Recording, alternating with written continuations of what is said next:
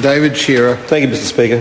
It's also my pleasure to speak on this bill that, as we have indicated, we are supporting, and we believe it is a good move, a good means by which capital can be raised for important infrastructure projects that are offered by local communities.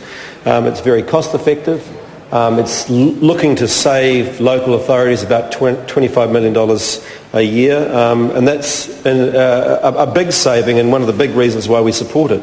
Of course, as some of my colleagues said, one of the reasons we are supporting, in addition to that, of course, is it means that we don't have to flog off assets in order to buy other assets. We can actually do this by using by using people investing in their own infrastructure within New Zealand at the local level to be able to get the infrastructure that they require. So, Mr. Speaker, this, just to give some background to this particular piece of legislation, it was the local government bond bank was floated as an idea in the Jobs Summit actually about 2 years ago, 2 quite long years ago, and it's only now that it's starting to come back into Parliament. It really has, I believe, dragged its feet on moving this through, despite the fact that, particularly in the Auckland region that I know best, it's something that we need urgently. The concept of a local government bond bank was also proposed by the Capital Markets Development Task Force back in 2008 under the Labor government, and again we signalled that we were in favour of it way back then, and it reported to the government in 2009. So on the one hand it came up through the Jobs Summit, on the other hand it was actually a formal recommendation from the Capital Markets Development Task Force. Both of these ideas came to the same conclusion. It's a very effective, cost-effective way of raising money for infrastructure, yet it's taken until now for it to go through.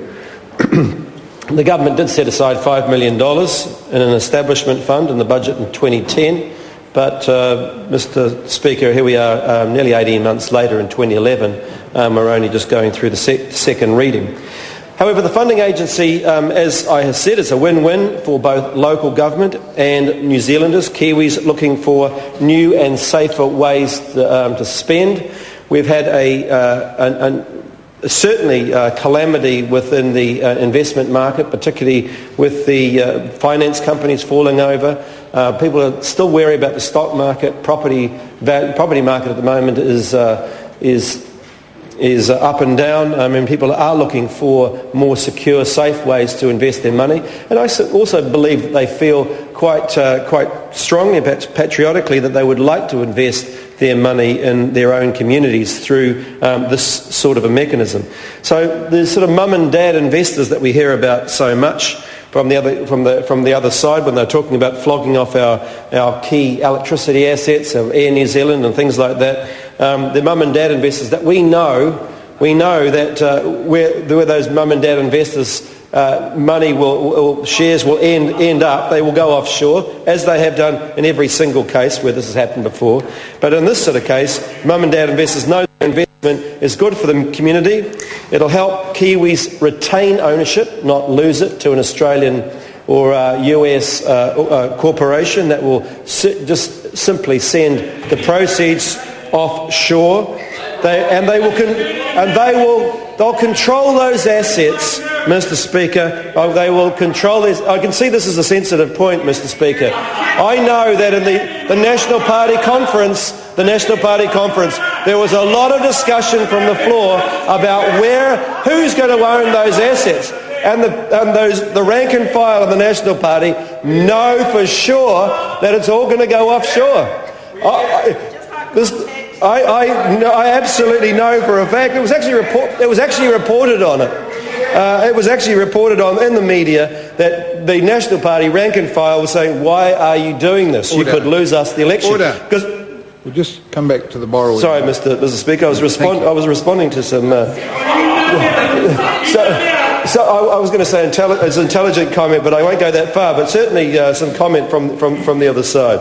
So, Mr. Speaker, the point about this piece of legislation is that rather than flog off assets, it actually means that mum and dad investors, and that they are mum and dad investors in this case, know that their investment is not only secure, it's good for the community, it helps them retain ownership and control of the assets that are going to build up for decades, so that they know that their children and their children's children will be able to enjoy the infrastructure that money goes towards.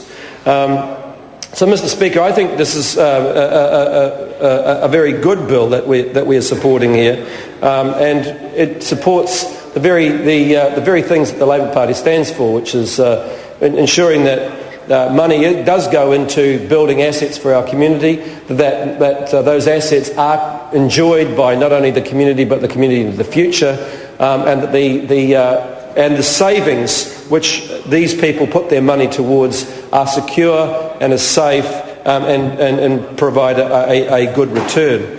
Mr. Speaker, I think when you look at the demand for assets like the demand for these sorts of funds, it's pretty apparent, certainly in the Auckland City area, that with the type of spatial plan that was put in front of us just a few weeks ago, particularly with regarding the Auckland City rail loop, $2.4 billion there, that the Minister Joyce is hugely reluctant to commit to, despite the fact that Auckland is overwhelmingly are in support of it.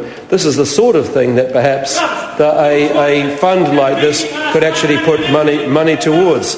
This is the minister, Mr. Speaker, who in question time today stood up and crowed about the development and the progress being made on Auckland's rail, yet all of the areas in which he was talking about were actually in fact put in place by the Labor government. And in fact, a lot of the funding for this, which was supposed to be met by central government, when they took away the regional fuel tax, is now actually being pushed back onto Auckland City ratepayers. So what a con, Mr. Speaker. You take away the regional fuel tax. You say that the central government is going to fund those projects that the regional fuel tax was going to fund, and now you're putting it back onto the Auckland ratepayers yet again to be able to pick up the cost again. It's a complete con, Mr. Speaker, that Stephen Joyce has the audacity to stand up in this House and talk about and crow about the various projects on rail that this government has proceeded with, when they were actually put in place by a far-thinking and visionary Labor government back in the mid-2000s. So coming back to the purpose of this bill, Mr. Speaker, which is to raise funding for local government, I should say, Mr. Speaker, that we, as I said, support the bill. And we support the bill because it is an effective, cost-effective way of raising the money for the infrastructure projects that are so needed by local bodies throughout the country. In addition to that, Mr. Speaker, they provide the mum and dad investors who will put their money into this sort of a scheme with security, knowing that their investment is safe, and the knowledge that the money that they're going to be, the things that they're actually funding are going to be good for the community, and that they will get benefit for it. They won't lose ownership of it. They will get benefit for it, and their children will get benefit for it as well. So rather than funding something that we know will be flogged off, Mr. Speaker, we support this piece of legislation.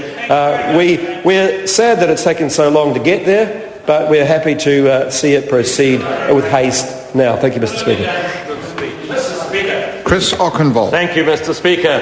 And it's a pleasure and a privilege to be the last speaker